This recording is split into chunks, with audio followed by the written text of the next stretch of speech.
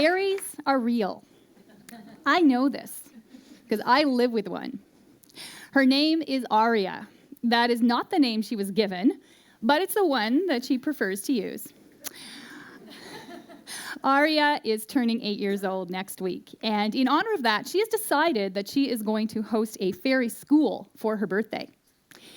She's inviting her friends from the human world to come and learn how to cast spells, make magic potions, and magic jewelry. I get to play the role of Fairy Queen Mother, otherwise known as the videographer, because, well, as everything Aria does has to be made into her next iMovie. She's made about a dozen of these of her fairy life, and our home is papered with her drawings of changelings, princesses, unicorns, and castles. As you might imagine, Aria is a pretty unusual little girl. At the age of 3.5, she was diagnosed with autism spectrum disorder, otherwise known as ASD. And the type she has is called Asperger's. It used to be anyway, after Hans Asperger, the Austrian pediatrician, who first observed children who, while above average intelligence or average intelligence and maybe with great gifts, had difficulty with social interaction, wouldn't look you in the eye, had a lot of preference for routines and really intense special interests. Well, today, Aria considers herself a proud Aspie. She is extremely smart. She does very well in school. She reads at a grade 6 level, and she spoke her first word at the age of 8 months. It was not mom or dad. It was car, but okay. She knows what she likes. She also grasps concepts far beyond her years. When she was 4 years old, she looked at me and she said, "You know, I'm tired of talking about your reality. Let's talk about my reality for a while." She also has a great memory for details, which is really useful because I can never remember anybody's name. But Aria also has her challenges, and she can have some pretty titanic meltdowns when things don't go her way or as planned. She gets anxious when she's in big crowds sometimes, or new experiences, even birthday parties, and she's very sensitive to loud sounds. She also has difficulty reading other people's emotions, and she can often hurt them with a cutting word. But most of all, she has the amazing ability to create her own world in which she loves to live and where she spends a lot of her time. Aria considers herself a changeling, and curiously, she might be right. There's evidence now that the Irish changeling myth, which spoke of human infants being switched in the dead of night for fairy children, might have actually been an early way of explaining autism. Parents would find their children suddenly changed, looking away, not speaking, in their own world. This closely mirrors the experience today of children who will stop developing neurotypically or sometimes even regress close to the age of 2. Now, you can only imagine how difficult it must have been for parents to deal with these issues in the days before neuroscience. But even today, when a child is diagnosed with ASD, parents often feel very bereft and confused. They mourn the child they thought they had, they mourn the future that they envisaged for that child, and their first impulse is, "I want to change my changeling." Well, some changes can be very beneficial. Opening up communication for a child, anyone with ASD, is crucial to lessen frustration and allow them to use their gifts. Arias had the gamut of interventions, intensive behavior intervention, therapy for occupational issues, physical issues, social issues, and it's helped her a lot. But along the way, what our family realized is that she had as much to teach us as we had to teach her. And rather than constantly adapting or allowing her to adapt to the neurotypical world, we had to adapt our world to her. And in doing so, we realized something amazing.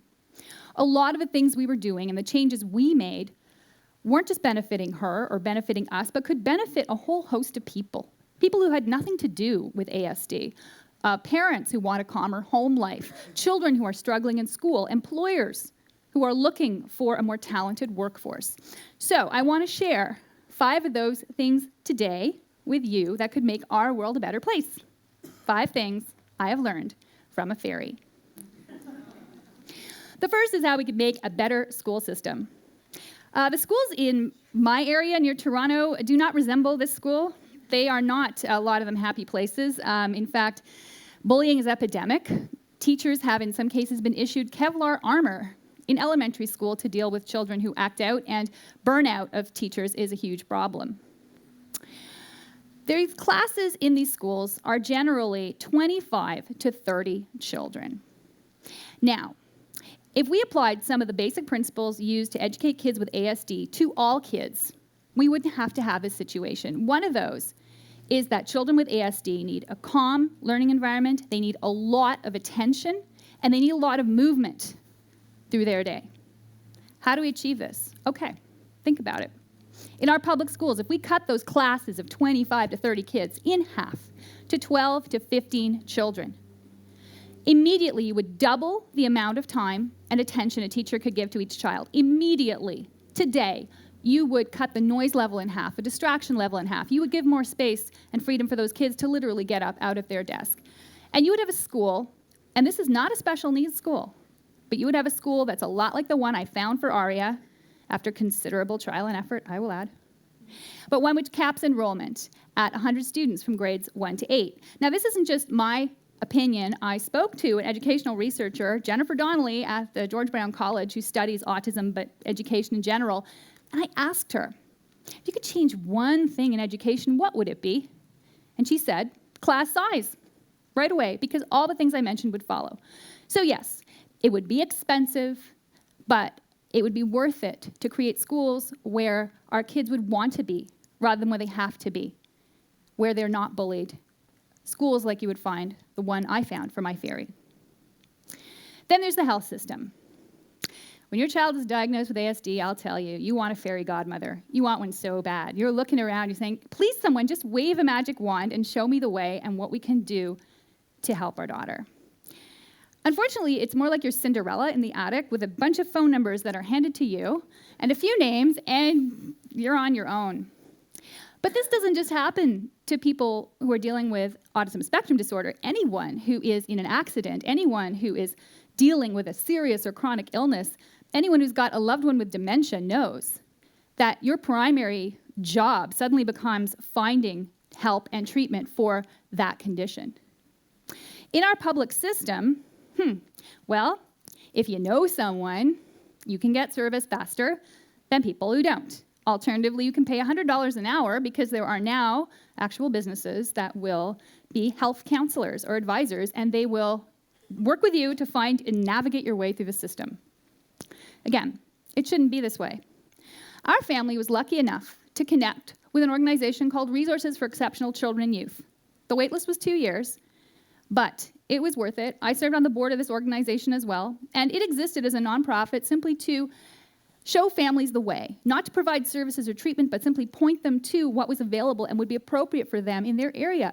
And I saw firsthand the difference this made in families' lives, not simply because it created a roadmap, but because they felt someone actually cared and someone had their back. So I say, why shouldn't this patient advocacy be available to all patients who are dealing with a serious medical issue? This would also be expensive, but patient advocates, not doctors or insurance companies, would also be a means of helping people find treatment faster so things don't get worse, and alleviating that terrible stress that comes with serious illness. Then there's the workplace. My daughter Arias would bring an amazing set of creativity and ideas to any workplace, including a sculpture workshop, which is what she drew when I asked her what would be a workplace, and that's what she thought she'd like to work in. Other children with ASD, or when they are adults, would bring other things. One of her friends is amazingly gifted in math. Sometimes people who are on the spectrum would find routine tasks soothing rather than boring. You know, not everyone with ASD is a savant. Rain Man? No, that is really a myth. But everyone brings something to the table. Unfortunately, most employers don't realize that, and it is estimated that 80 to 90% of adults with ASD are unemployed. With 1% of the world's population considered to be on the spectrum, and 1 in 68 children now considered to be there as well, this is a staggering and inexcusable waste of potential. There are companies that are now incorporating neurodiversity into their workplaces, including Airbnb, Hewlett-Packard, and Facebook. But my message to all employers is, don't shut out the unusual, because you'll be missing out on an opportunity. You know, not everyone on your team has to have amazing executive function or superior social skills. That systems designer who looks at the floor when they talk to you might be a fabulous complement to the very engaging salesperson. Now, they say there's no I in team, and they're right. But there is an E for exceptionalities, and there is an A for ASD, or atypical, or amazing. The fourth thing I've learned from my fairy is how to be a better parent. Fairies need very intense parenting, I will tell you, because literally they're always trying to fly away. You take Aria to the zoo, and she will want to climb into the polar bear exhibit as opposed to standing behind it. You take her to someone's house for the first time. She will run up the stairs to feel the limits of the space on her body so she doesn't feel like she's floating away. Try explaining that to people.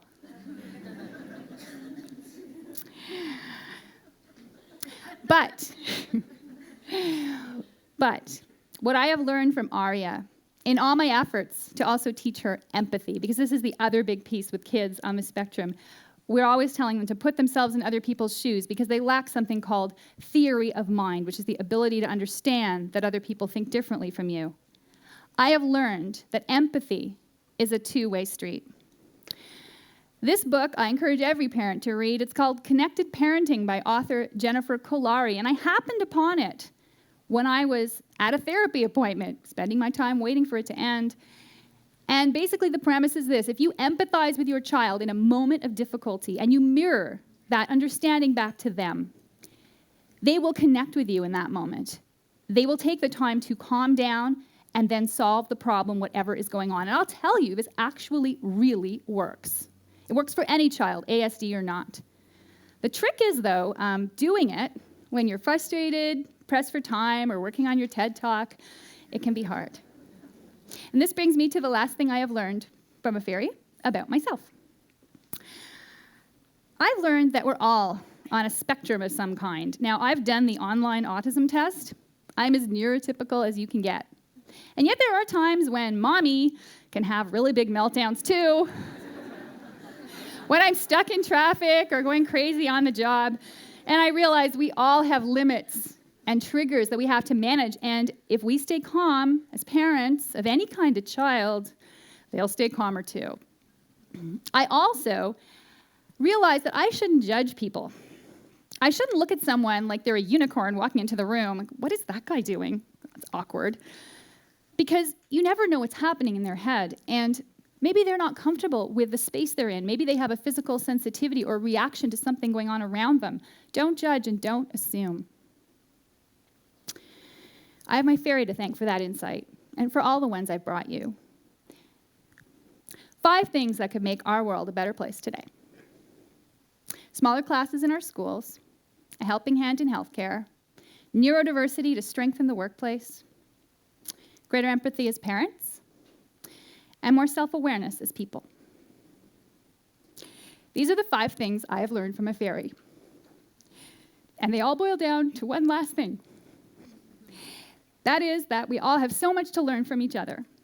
We are all both students and teachers. And if we approach our life not as a series of obstacles to overcome, but as a journey of lessons to be learned, we can find wonder and joy and knowledge in even the most difficult moments.